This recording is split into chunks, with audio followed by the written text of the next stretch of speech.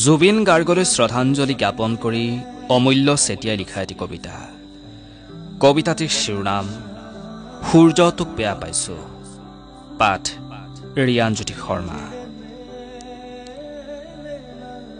সূৰ্যটো সাগৰে গ্ৰাস কৰা ক্ষণতে আইজনীৰ বুকুত বাজিছিল বাকৰুদ্ধ বিৰহৰ গান। বেয়া পাইছো সাগৰ, নালাগে তোৰ বুকুৰ মুকুতা, কিয় কাঢ়িলি অসমীয়াৰ স্পন্দন। সূৰ্য তোৰ পোহৰে আলোকিত কৰিছিল দুৰ্গতজনৰ প্ৰাণ।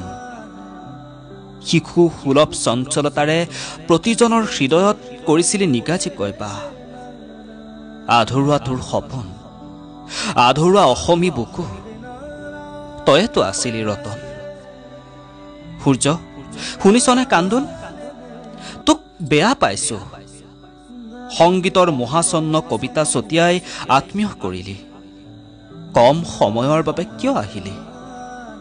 সাগৰ তোক ঘেণ্টাও খাতিৰ নকৰো, নালাগে তোৰ গভীৰতাৰ ৰোমান। কিয় নুবুজিলি আলসুৱা দুভৰি মৰম। সূৰ্য তোক বেয়া পাইছো, কিয় একাষৰীয়া কৰিলি।